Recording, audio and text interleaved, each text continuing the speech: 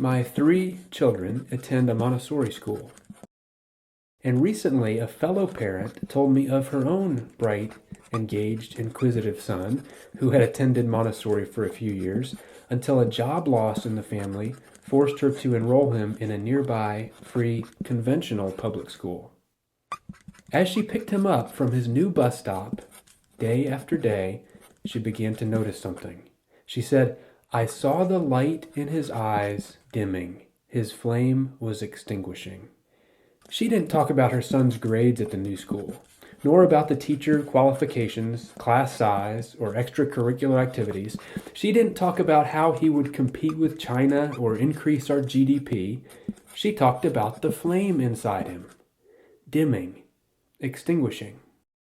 To me, the fanning of this inner flame, the inner drive to learn and to develop, is the core contrast between Montessori schools and conventional schools. Conventional schools assume children need incentives for learning. Gold stars, A's, honor roll ribbons, popcorn parties. If they don't respond, they must be dealt punishments, bad grades, trips to the principal's office, etc. Montessori schools assume the opposite. Children do not need to be forced to learn. In fact, children are naturally interested in learning. Take a look at any child prior to kindergarten. They touch everything, pick it up, turn it over, taste it. Prior to setting foot in that first classroom, they've learned how to stand, walk, swim, sing, count, ride a bike, tell stories and jokes and lies. Some can even read. And then these energetic, engaged, accomplished 6-year-olds turn into 12-year-olds who ask, "Are we getting graded on this?"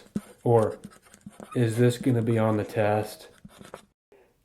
That flame they had at age 6 didn't burn out on its own.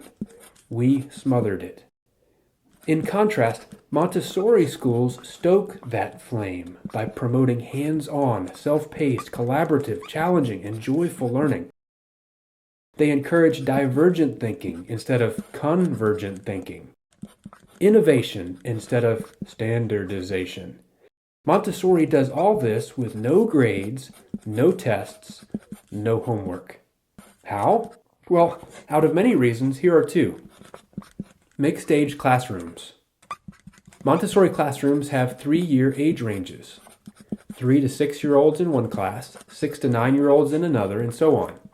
The age mix allows older students to be leaders, mentors, and to help teach lessons, while younger students have the experience of working with older classmates. The teacher does not stand at the front, delivering the same information to 30 children while trying to keep all of them on the same page. Instead, the teacher moves around the room, working with students, one-on-one or in small groups.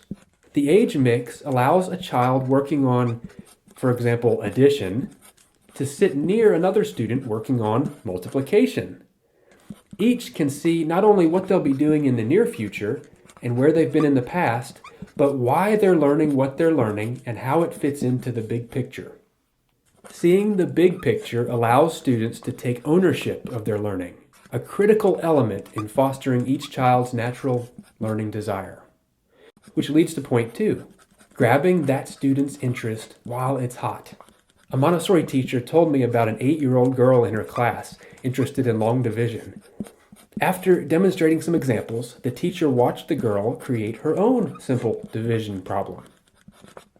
But after finding the quotient, the girl added another digit to the dividend, and another, and continued the calculation into the hundreds, thousands, then 10,000s, 100,000s, then millions, billions, trillions. As the calculations began to near the bottom of the page, the teacher, thinking quickly, brought over more paper and some tape. Hours later, when the girl decided she was done, there were so many sheets of paper taped to each other that when the teacher taped the first one to the ceiling, the last one hung all the way to the floor. Children in Montessori follow their interests wherever that passion leads, however quickly it leads them, regardless of what other students in the class are working on. Can you imagine this little girl having any problem whatsoever with calculus in high school when she already does ceiling-to-floor long division problems at age 8? Can you imagine the look in her eyes when her mom picks her up from school?